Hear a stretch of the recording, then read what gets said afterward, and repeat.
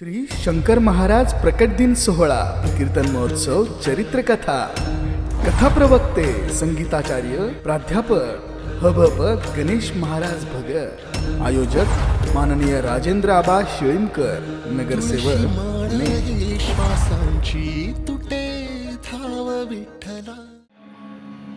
अनंत कोटी ब्रह्मांड नायक राजाधिराज सद्गुरु शंकर महाराजांच्या चरित्र कथेमध्ये आज महत्वाचा दिवस आहे. खऱ्या अर्थानं आजचा दिवस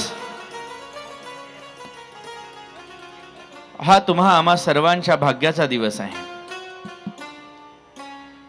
संतांच्या प्रगटीकरणाचा दिवस आहे. संत येतात, त्यांचा अवतार होतो. तो कशासाठी होतो, आल्यानंतर त्यांचं कार्य काय असतं, येण्याचं प्रयोजन काय असतं, याचा आपण विचार केला. संतांच्या येण्याचं, संतांच्या अवताराचं आपण नितांत आदरानं स्वागत केलं पाहिजे.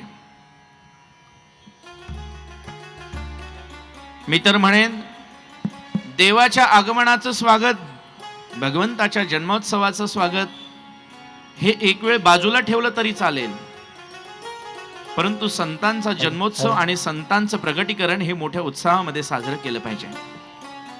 कारण कथेच्या सुरुवातीला आपण पाहिलं, अहो संत येतात ते केवळ तुमच्या आमच्यासाठी येतात. उद्धराया जन जड जीव, अवतार तुम्हा धराया कारण. जड जीवांचा उद्धार करण्यासाठी संत आपल्यासाठी अवताराला येतात. आणि अवतार आल्यानंतर केवळ आणि केवळ जगाच्या कल्याणा संतांच्या विभूती देह कष्टविती परोपकारे. परोपकाराय सताम विभूती. संतांचं जीवन आणि त्यांच्या जीवनातील प्रत्येक क्षण हा केवळ आणि केवळ आपल्या उद्धाराचा, जगाच्या कल्याणासाठी असतो. आणि म्हणून संतांचं येणं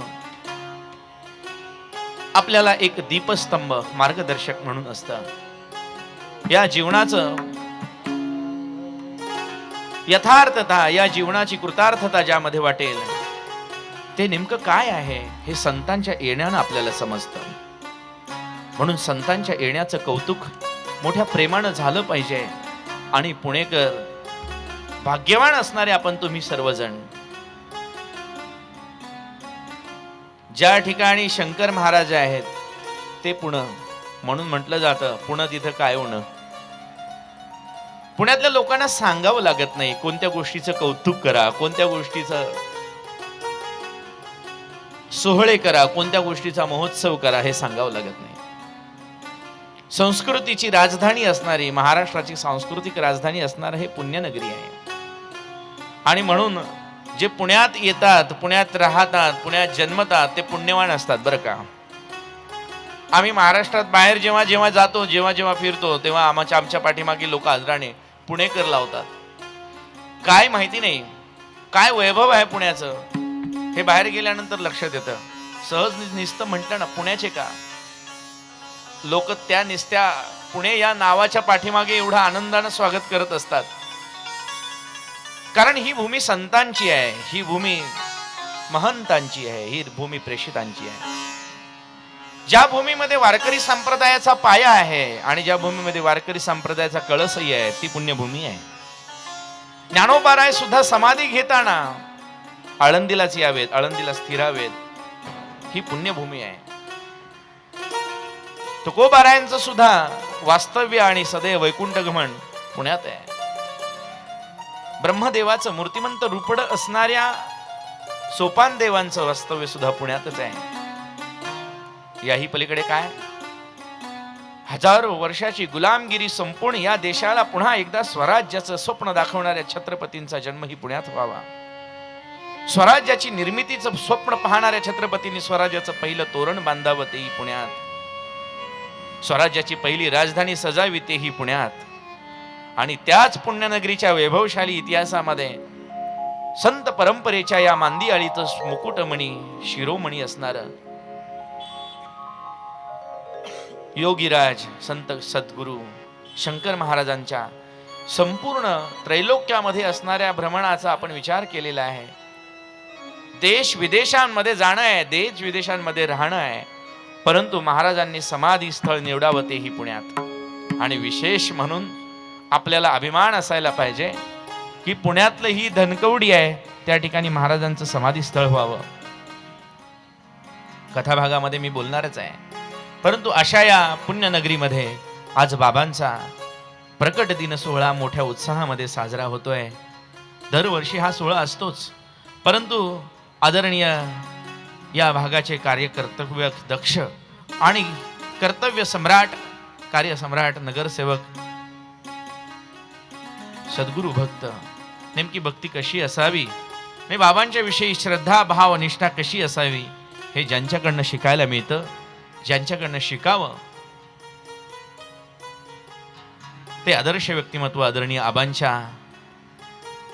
संकल्पनेतून, त्यांच्या संयोजनामधून आणि त्यांच्या कृतार्थ भावनेतून हा संपन्न होत असलेला प्रकट दिन सोहळा एवढ्या मोठ्या संख्येनं आज या ठिकाणी आपण सर्वजण उपस्थित राहत आहात. आज कथेचा शेवटचा दिवस. आजच्या या आपल्या 4 दिवस कथेचा जरी शेवट असला तरी मायबाप ही कथा कधीही न संपणारी आहे, कधीही न सरणारी आहे.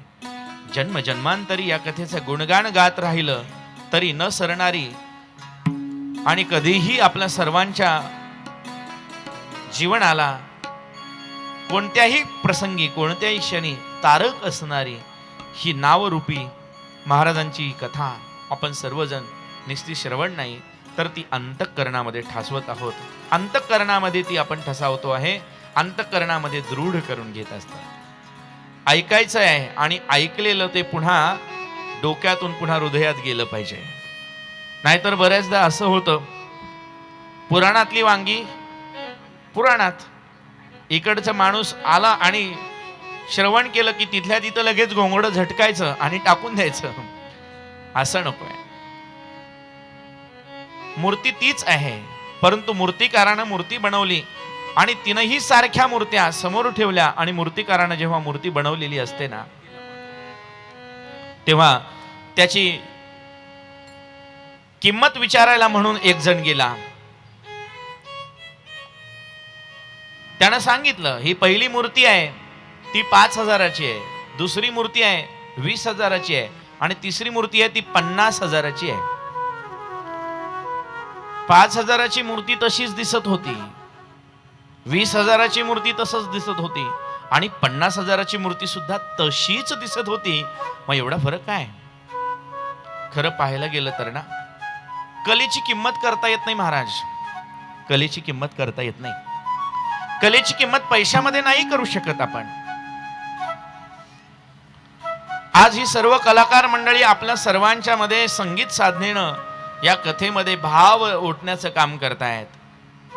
भाव संपन्न ही कथा निर्माण होतीये. हे कलेचं महात्म्य आपल्याला या कलाकारांची फक्त एखादी आलापी दिसते, एखादी पखवाजावरचा परण दिसतं, बोल दिसतो, तबल्यावरचं एखादी छानशी लग्गी दिसत असते, एखादा कायदा दिसतो, गाण्यामधून निघणारा एखादा सुस्वर आपल्याला भावत असतो.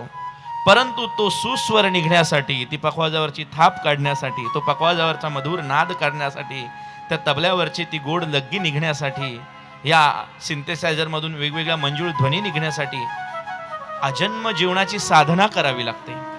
आणि ती साधना, त्या साधनेचं मोल नसतं मायबाप. काय मोल करणार हो त्याचं? जीवनाची माती करावी लागते. आमचे शुभम महाराज आजही 10-10 तास रियाज करतात. पखवाज हातामध्ये त्यांच्या हात जर आपण हातात घेतला तर लक्षात येईल की त्याची रियाजाची ताकद काय आणि गुरुचरणी भाव काय. आमचे बंधू आदरणीय वैकुंठवासी गोविंदजी भिलारे, त्यांचे गुरु, त्यांचं आज स्मरण होत आहे. जर आज याच धनकवडीमध्ये राहून आज राष्ट्रीय कीर्तीचं पखवाज वादक म्हणून त्यांचं नाव आहे, त्यांच्याकडनं शिकलेलं ज्ञान, त्या ज्ञानाची असणारी पुन्हा पूर्णतया तयारी करून ते ज्ञान अंतःकरणामध्ये ठसावून त्याचा रियाज करून जालिंदर गुरुजी आहेत, तबल्याची साधना करतायत. आमचे साहेबराव महाराज आहेत, के महाराज क्षीरसागर आहेत. 16 वर्ष आपल्या गुरुग्रही राहून पडेल ती कामं करून अंध असताना सुद्धा साधना केली आहे, म्हणून आवाजामध्ये ती ताकद आहे महाराज. साक्षात सरस्वती कंठामध्ये उतरावी याच्यासाठी साधना करावी लागते. चित्रकाराचं चित्र दिसतं, आमचे दीक्षित सर समोर आहेत. चित्रकाराची चित्र दिसतात, कलाकाराची कला दिसते, परंतु त्या कलेच्या मागची साधना ही आपण समजून घ्यावी लागते. एकदा असंच झालं, मी सांगतोय मायबाप यासाठी, जावे त्याच्या वंशा तेव्हाची कळे. कलाकारांची दुःख आणि कलाकारांच्या यातना या कलाकाराला समजू शकतात. साधना करणारी माणसं साधनाचे असणारे तत्व आणि तपाचं सामर्थ्य ओळखू शकतात. राजाने एकदा आपल्या वडिलांची मूर्ती बनवण्यासाठी कारागिराला ऑर्डर दिली आणि ऑर्डर दिल्यानंतर तो फोटो पाहिला आणि जशाला तशी हुबेहूब मूर्ती तयार करायला सांगितली. मूर्ती तयार करायला सांगितली, पंचधातूची सुंदर मूर्ती बनवा असं सांगितलं आणि कलाकाराला ऑर्डर देऊन राजा निघून गेला. जवळजवळ 15 दिवस रात्रंदिवस कष्ट करून कलाकारानं त्या मूर्तीचा साचा बनवला. मूर्ती बनवत असताना कुठल्याही धातूची जरी असली तरी कलाकार पहिला त्याचा मातीचा पुतळा बनवत असतो, बरोबर आहे ना. तो मातीचा पुतळा त्याने बनवला आणि राजाला विचारलं, राजे साहेब प्रूफ चेकिंग साठी या आणि काय त्याच्यात कमी जास्त असेल ते सांगा, मी प्रत्यक्ष मूर्ती बनवायला घेणार आहे.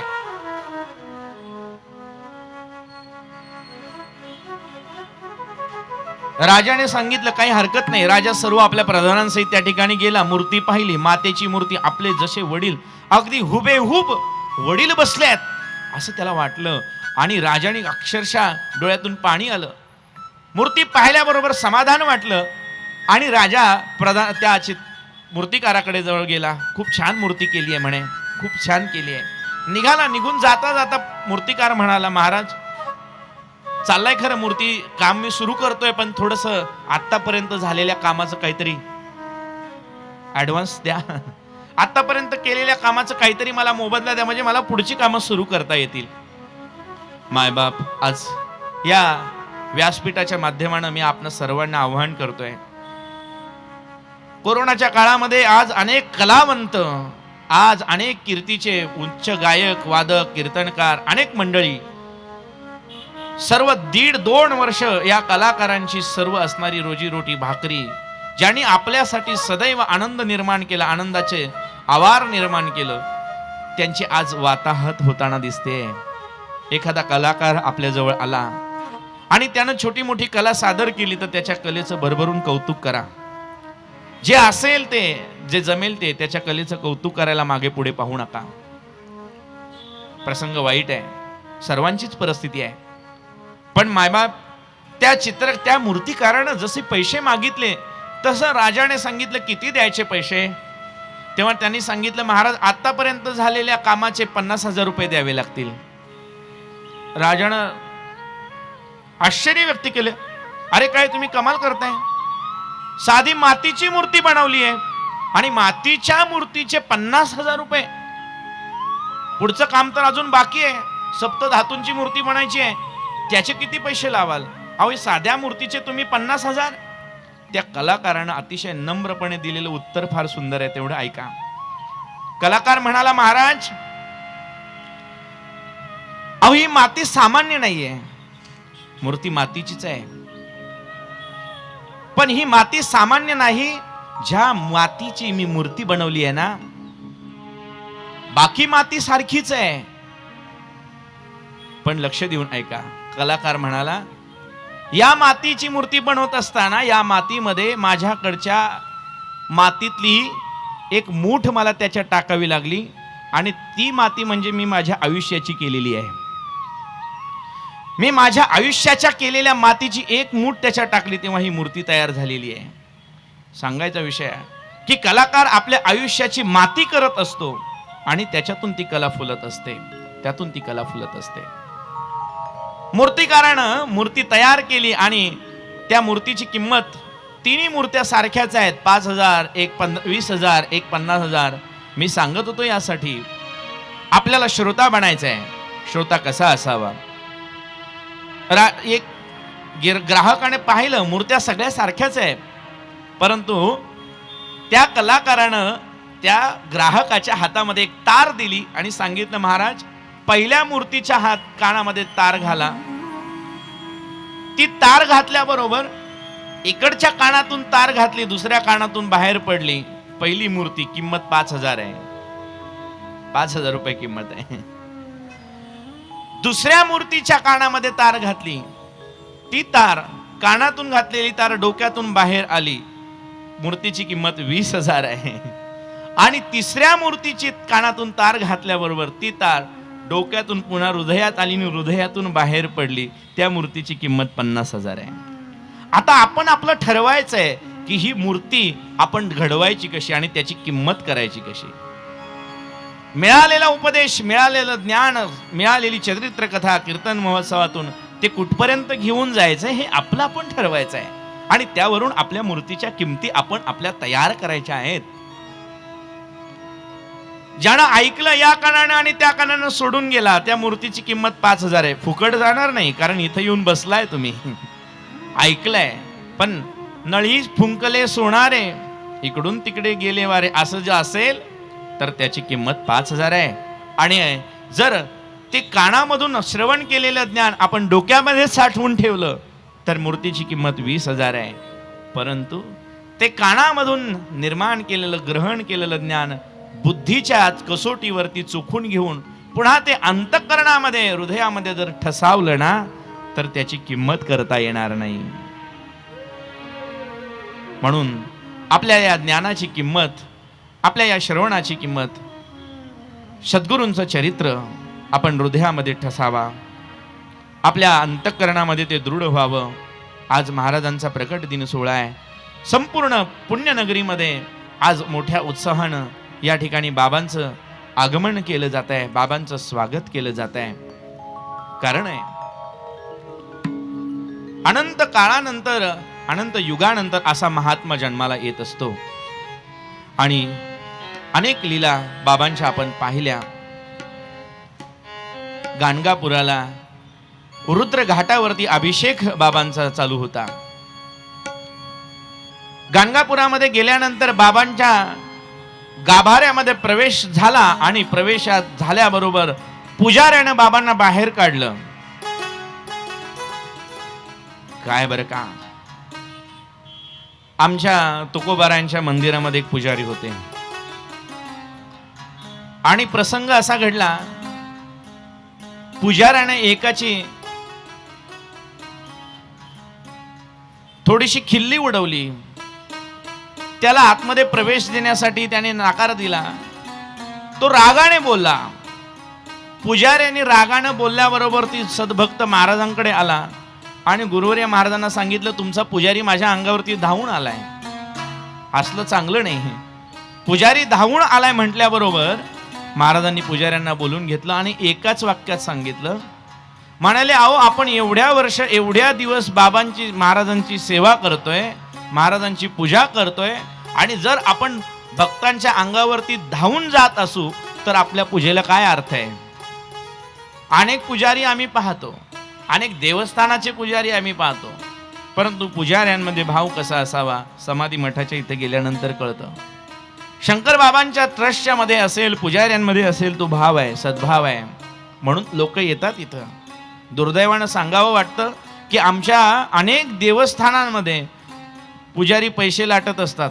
दर्शन पाहिजे का, जसं की भ्रष्टाचारी लोक पैसे काम करून घेण्यासाठी पैसे देतात, तसं पुजाऱ्यांना पैसे द्यावे लागतात. दुर्दैव आहे.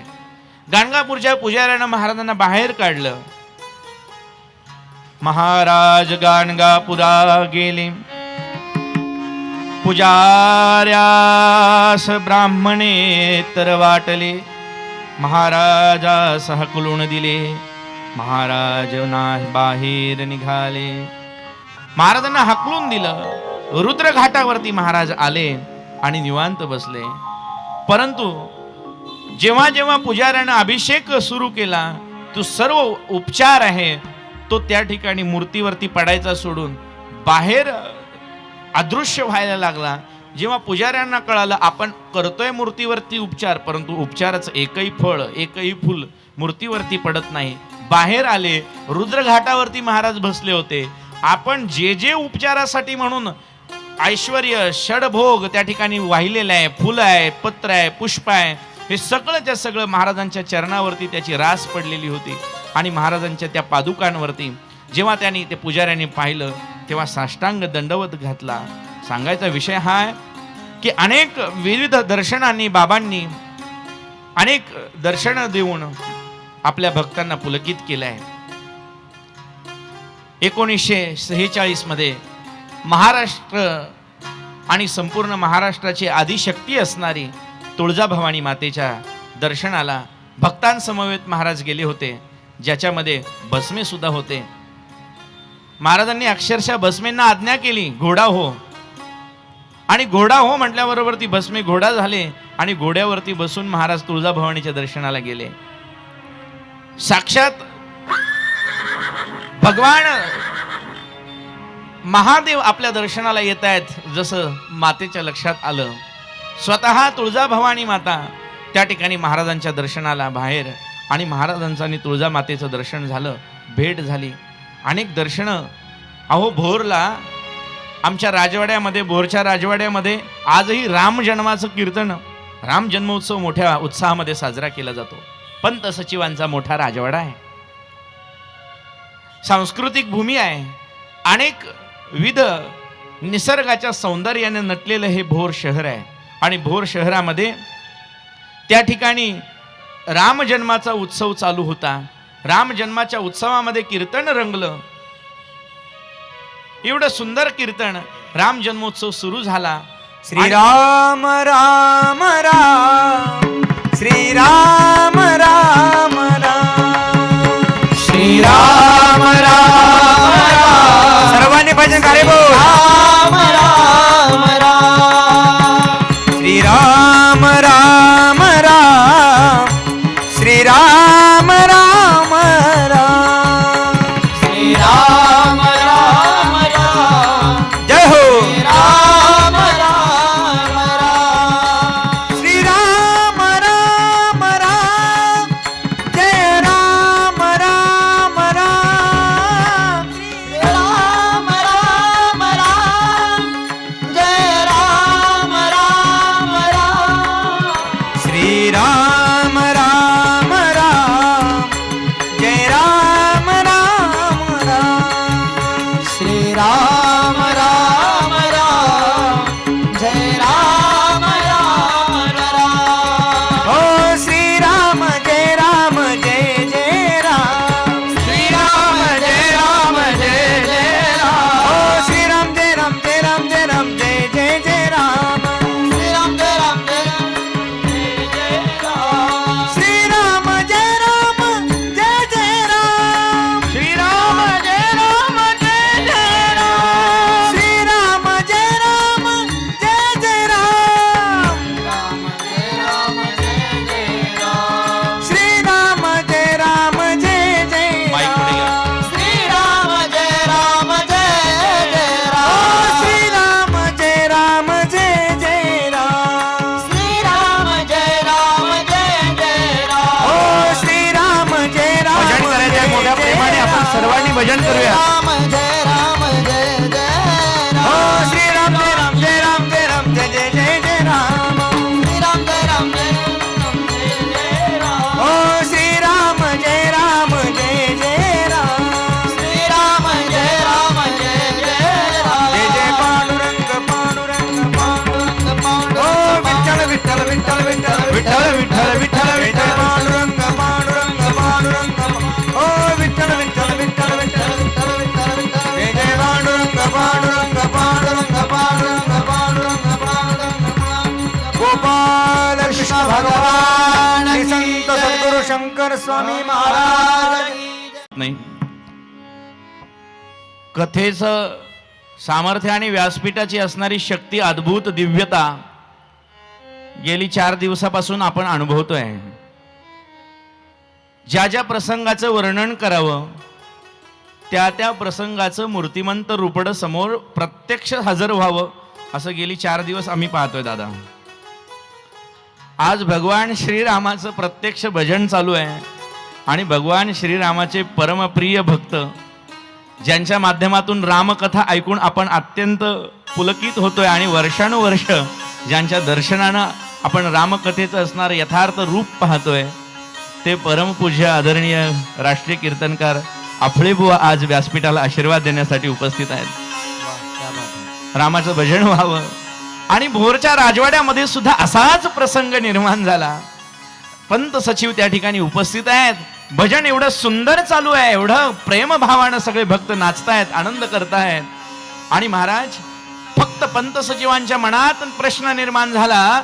म्हणाले एवढं भजन सुंदर आहे, एवढं भजन सुंदर आहे, प्रत्यक्ष राम जर या ठिकाणी आले तर भजनाची यथार्थता होईल. आणि काय कमाल, महाराजांच्या रूपामध्ये त्या ठिकाणी प्रत्यक्ष भगवान श्री रामचंद्र त्या ठिकाणी अवतीर्ण झाले आणि सर्वांना भगवान श्री रामचंद्रांचं दर्शन त्या ठिकाणी झालं.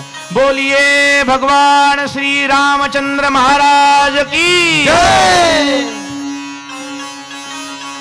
अनेक रूपामध्ये, अनेक वेगवेगळ्या भावामध्ये महाराजांनी दर्शन भक्तांना द्यावं.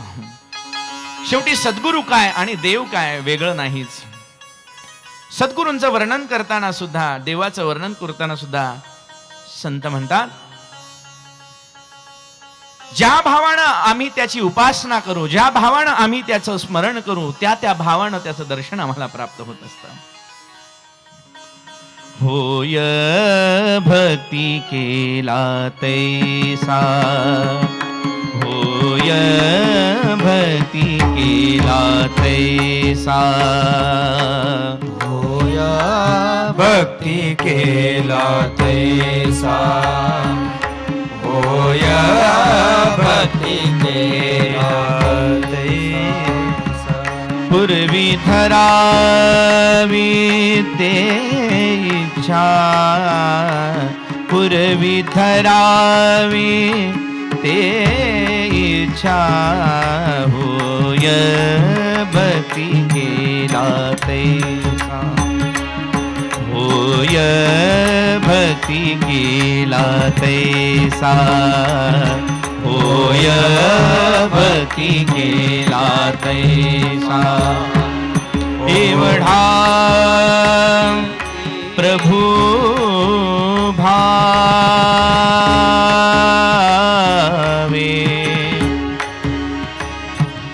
तेने संपुष्टी रहावे. देवाचं स्वरूप, सद्गुरूंचं स्वरूप. भगवंताने जेव्हा 11व्या अध्यायामध्ये अर्जुनाला विश्वरूपाचं दर्शन दाखवलं, तेव्हा साक्षात अनंत बाहू दरभक्त्र नेत्र, अनंत बाहू असणारा, अनंत नेत्र असणारा असा भगवंत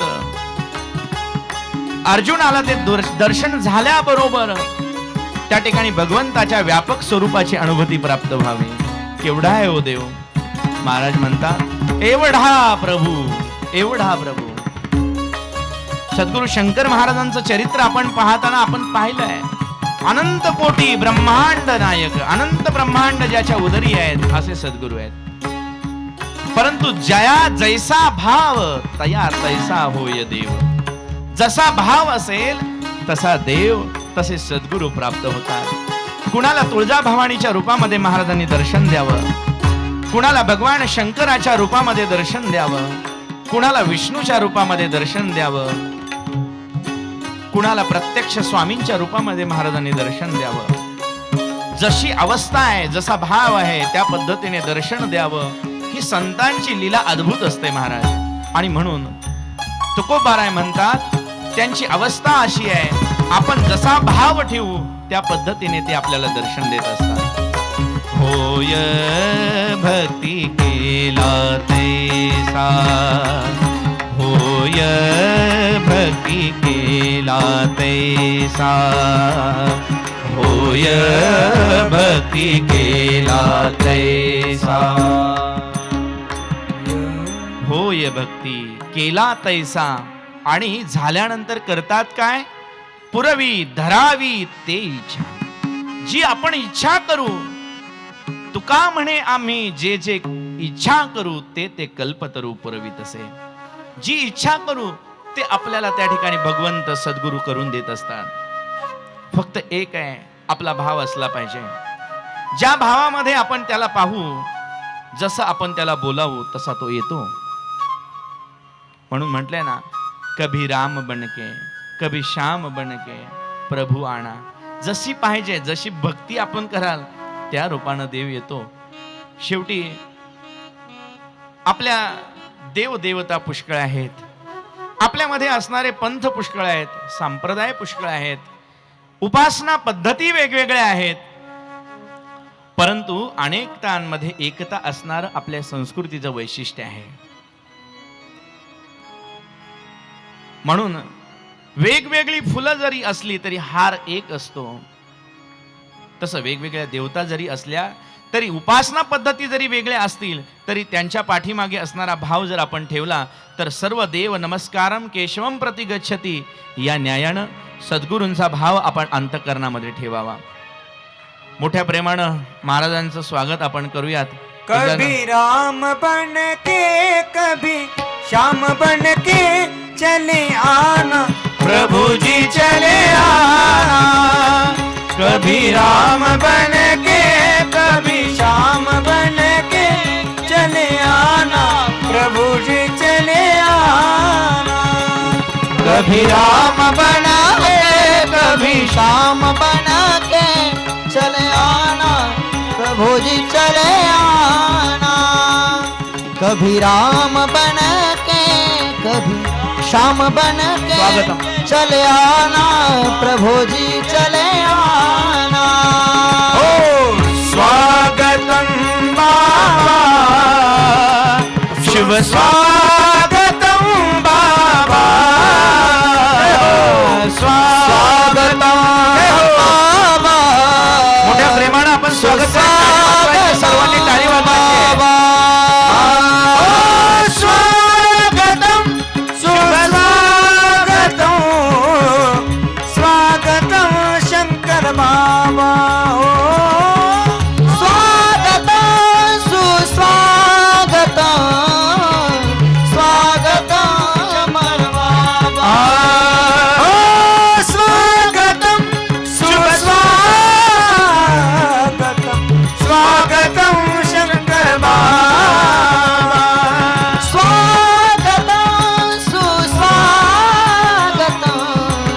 स्वागतम बाबा.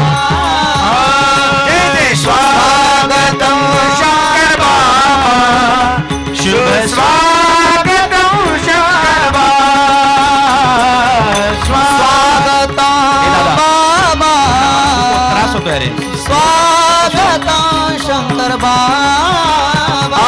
स्वागतम शंकर बाबा. मोकळा करा आवाज. स्वागतम शंकर बाबा. स्वागतम शंकर बाबा. शुभ स्वागतम बाबा. स्वागतम शुभ स्वागतम स्वागतम शंकर बाबा. स्वागतम सुस्वागतम स्वागतम बाबा. स्वागतम सुस्वागतम स्वागतम शंकर बाबा. स्वागतम सुस्वागतम स्वागतम शंकर बाबा. स्वागतम शंकर बाबा. सुस्वागतम शंकर बाबा. स्वागतम स्वागतम स्वागतम शुभ स्वागतम सुस्वागतम शंकर बाबा. सुस्वागतम शंकर बाबा. स्वागतम सुस्वागतम शंकर महाराज. सुस्वागतम शंकर महाराज. सुस्वागतम शंकर महाराज. सर्वांनी हात वरती घाली बोल. एकच टाळी झाली पाहिजे. आपली टाळी जवळजवळ आळंदीला ऐकायला गेली पाहिजे. सर्वांनी हात वरती घ्या. मागची मंडळी राहू द्या 10 वाजेपर्यंत असंच. टाळी वाजवणार का नाही? हा, सर्वांनी टाळी वाजवायची.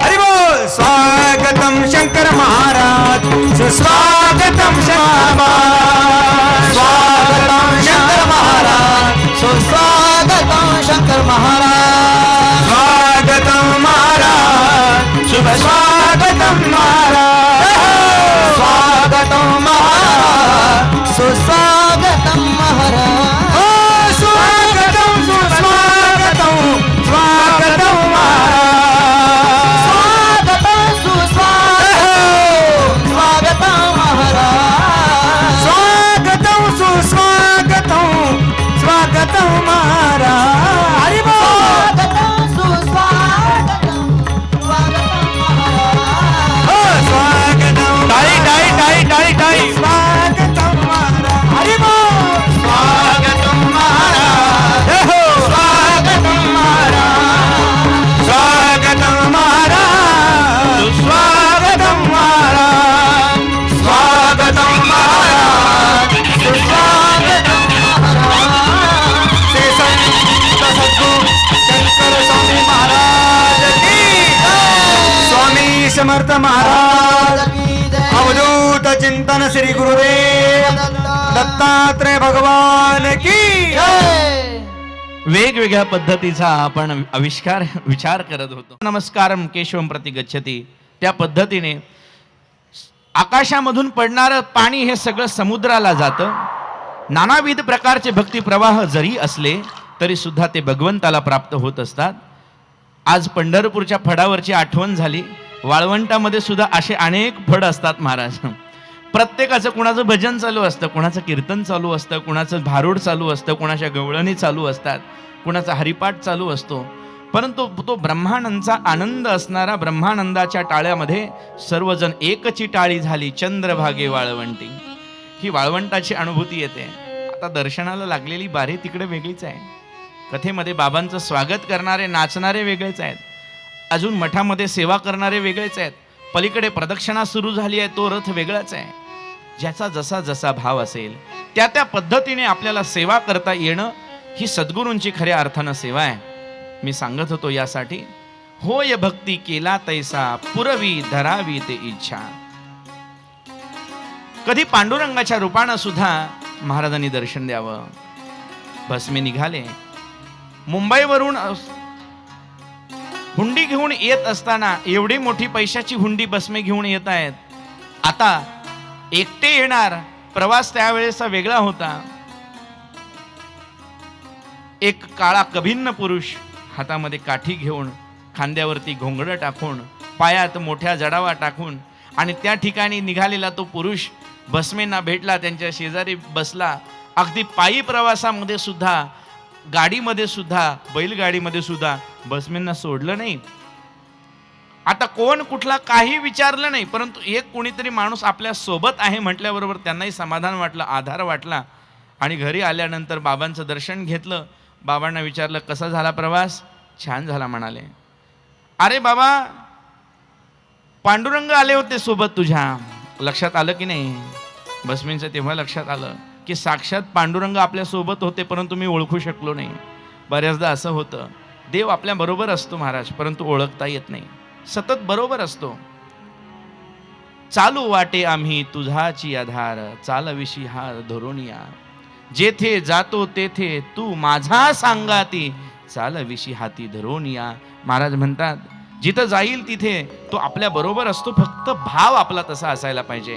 म्हणून होय भक्ती केला तैसा पुरवी धरावी ती इच्छा. महाराजांचे अनेक सत्शिष्य आहेत. अनेक सत्शिष्यांमध्ये ज्यांच्या माध्यमातून खऱ्या अर्थानं महाराजांचं स्मरण आणि महाराजांची यथार्थ स्वरूपाची माहिती जगापर्यंत पोहोचली, ते म्हणजे जी.के. प्रधान. एक अतिशय विद्वान असं व्यक्तिमत्व. चरित्राचा भाग आपल्याला पूर्णपणे पाहता येणार नाही, किंवा एका 4 दिवसामध्ये चरित्र आपल्याला सांगता येणार नाही. परंतु माझी सर्वांना कळकळीची विनंती आहे, महाराजांच्या चरित्रावर आधारित असणारी ही दोनही पुस्तकं आपण आवर्जून वाचा. अंतरीचा मागोवा आणि साद देती हिमशिखरे, ही दोनही पुस्तकं ज्यांनी लिहिलेली आहेत, त्या साद देती हिमशिखरे या पुस्तकाचे असणारे लेखक जी.के. प्रधान, महाराजांचे अतिशय प्रिय भक्त. सासवडच्या एका चांगल्या कंपनीचे ते भागीदार होते.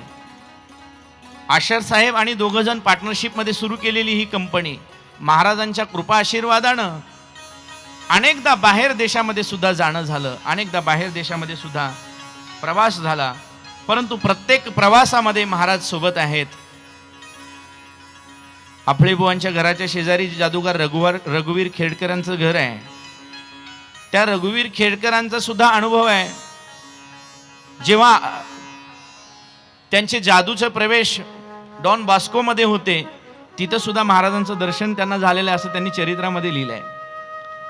सांगायचा विषय हा की साधू हा अंतर्यामी असतो आणि साधूचा स्वभाव, साधूचं असणारं मूर्तिरूपानं जरी आपल्या एका ठिकाणी दिसत असेल तरी चराचरामध्ये त्यांचं वास्तव्य असतं. जी.के. प्रधानांनी महाराजांची सेवा केली, त्यांच्या अनुभवाचं असणारं प्रागट्यीकरण त्यांच्या पुस्तकाच्या माध्यमातून केलं. जी.के. प्रधान एकदा महाराजांना भेटले आणि काय हो, मला खरं वाटत नाही, एकदा इकडे एका बाजूला युद्ध चालू आहे, 18 अक्षौहिणी सेना समोर उभी आहे आणि अशा वेळी सेनयोर उभयोर मध्ये रथम स्थापयमेचित म्हणून अर्जुनानं मोठ्या उल्हासानं देवाला सांगितलं, दोन्ही सैन्यांच्या मध्ये रथ उभा कर. सेनांच्या मध्ये रथ उभा असताना भगवान अर्जुनाला गीता सांगूच कसा शकतो? युद्ध चालू आहे आणि ही 18 अध्यायाची गीता देवानं अर्जुनाला सांगावी हे कसं शक्य आहे? प्रश्न निर्माण झाला की लगेच सद्गुरू त्याची सोडवण करत असतात. परंतु जीवनामध्ये प्रश्न निर्माण झाला पाहिजे हे कर्तव्य आपलं आहे. बऱ्याचदा माणसांना प्रश्नच निर्माण होत नाहीत, परंतु कुठलंही ज्ञान आहे ते ज्ञान प्राप्त करण्यासाठी गीतेमध्येच भगवंत सांगतात, परिप्रश्नेन सेवया. प्रश्नांच्या माध्यमातून आपल्याला ज्ञानाची उकल झाली पाहिजे, प्रश्न पडले पाहिजेत. कोहम कतविधम जातम, मी कोण आहे, कुठे चाललोय, काय करतोय, को वै करतासी विद्यते, हा प्रश्न मनामध्ये सतत असायला पाहिजे ना. मी कोण याचा करावा विचार, आपण कोण आहोत, इथे बसलोय म्हणजे मी नेमका कोण आहे याचा विचार मनामध्ये असायला पाहिजे. आणि तो विचार घेऊन आपण सद्गुरूंकडे जावं, प्रश्न निर्माण व्हावा. बऱ्याचदा प्रश्नच निर्माण होत नाहीत. कारण असं आहे, विचार करण्यासाठी म्हणून जे काही देवानं आपल्याला खाजगी बुद्धिमत्ता दिली आहे त्याचा आपण विचारच करत नाही. प्रत्येकाकडे खाजगी बुद्धिमत्ता आहे, परंतु आपण त्याचा विचार करत नाही. गतानुगतिके लोके, पुढचा चाललाय त्याच्या पाठीमागे निघाला. जसं त्या मेंढ्यांच्या कळपाचं असतं महाराज. मेंढ्यांच्या कळपामध्ये तो धनगर अतिशय हुशार असतो. एवढ्या मेंढ्या असतात त्याच्याकडे, शेकडो मेंढ्या, शेकडो बकरी असतात त्याच्याकडं. पण त्याला विचारलं ना, महाराज तुम्ही एवढे सगळे कसे काय सांभाळू शकता हो? तर कधी पहा, तो मेंढपाळ असतो, तो सगळ्या बकऱ्यांकडे लक्षच देत नाही. पहिली जी पुढची बकरी आहे तिच्यावरती त्याचं लक्ष असतं आणि तो तिला जिकडे घेऊन जाईल, बाकीच्या सगळ्या मेंढ्या खाली मान घालून तिच्या मागे चालत असतात, सगळ्या चालत असतात. मग खड्ड्यात गेल्या तरी सगळ्या जातील, विचार करणार नाहीत. पुढचा चाललाय ना त्याच पद्धतीने. हे का आहे, कशासाठी आहे, कशामुळे होतंय सांगता येत नाही. आता वारीच्या वाटण सुद्धा आपण बरेच लोक बघतो. अहो, एक सहज एका ठिकाणी पायातली चप्पल पडली, चप्पल तुटली आणि ती हातात घ्यावी म्हणून मी खाली वाकलो. चप्पल तुटली आणि ती हातात घ्यायची म्हणून खाली वाकलो, तर आमच्या दिंडीतले सगळे लोक खाली वाकले. त्यांना वाटलं इथं काहीतरी देवस्थान असेल, महाराजांनी जमिनीला स्पर्श केलाय, आपणही करायचं आहे. सांगायचा विषय हा आहे की प्रत्येक गोष्टीचा विचार असायला पाहिजे मनामध्ये आणि तो विचार घेऊन आपण सद्गुरूंकडे गेलं पाहिजे. परिप्रश्नेन सेवया, जीवनाचा उद्धार करण्यासाठी म्हणून सद्गुरूंकडे गेलं पाहिजे. तरी तनु मनु जीवे चरणाशी लागावे,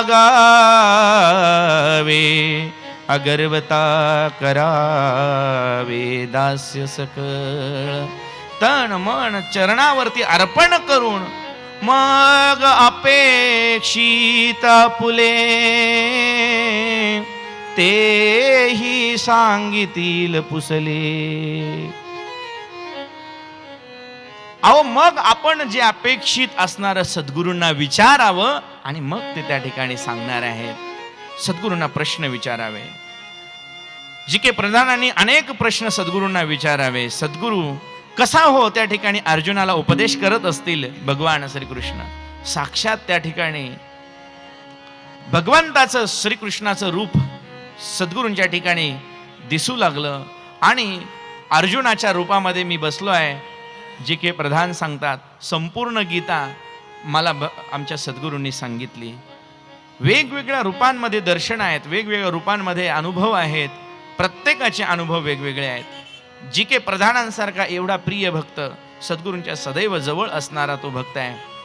परंतु मला या दृष्टीने पुढे सांगायचा तो भाग असा, जी के प्रधानांवरती बाबा प्रसन्न झाले. एवढी माझी सेवा करतोयस, सेवेनं देव प्रसन्न होतो. आजकाल आपल्याला सगळं आहे परंतु सेवा करता येत नाही.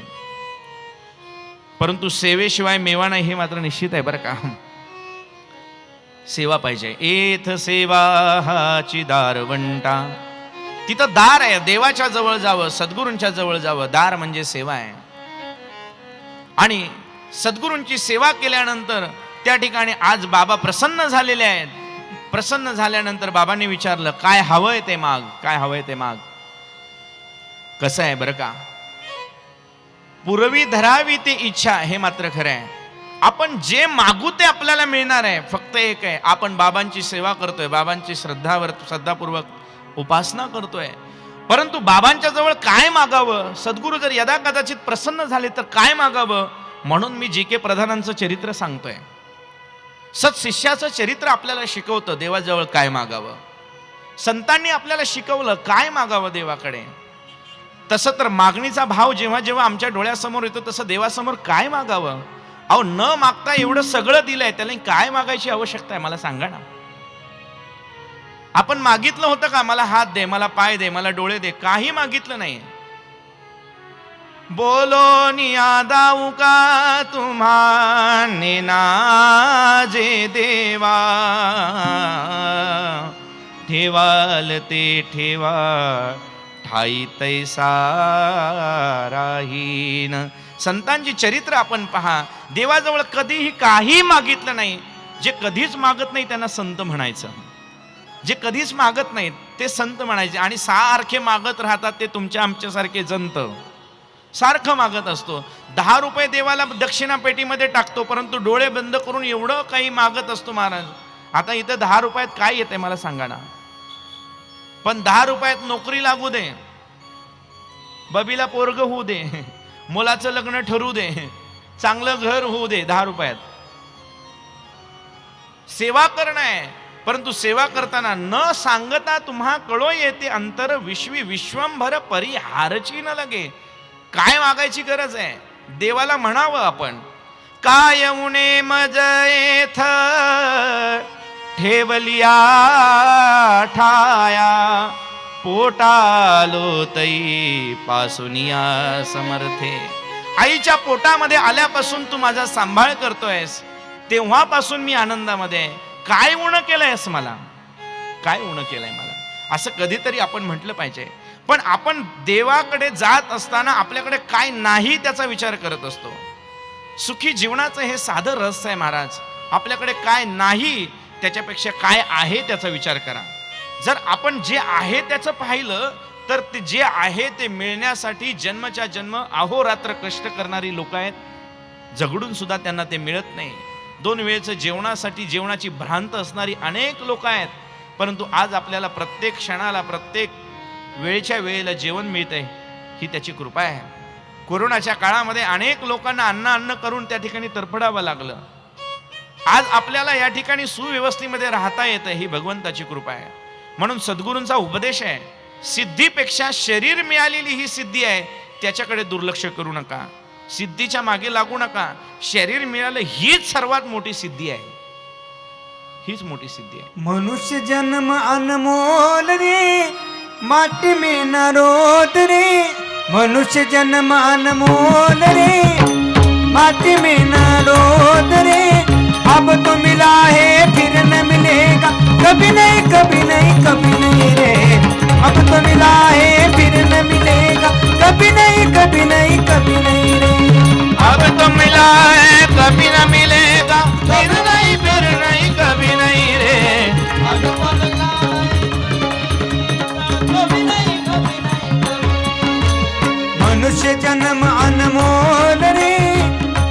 माटी में ना रोद रे मनुष्य जन्म अनमोल रे माटी में ना रोद रे अब तो मिला है फिर न मिलेगा कभी नहीं कभी नहीं कभी नहीं रे अब तो मिला है फिर न मिलेगा कभी नहीं कभी नहीं कभी नहीं रे अब तो मिला है कभी नहीं कभी नहीं कभी नहीं रे अब तो मिला है फिर न मिले कभी नहीं कभी नहीं कभी नहीं रे तू सत्संग में जाया कर गीत प्रभु के गाया कर तू सत्संग में जाया कर गीत प्रभु के गाया कर सांझ सवेरे बैठ के बंदे हरि का ध्यान लगाया कर सांझ सवेरे बैठ के बंदे हरि का ज्ञान लगाया कर नहीं लगता कुछ मोल रे माटी में ना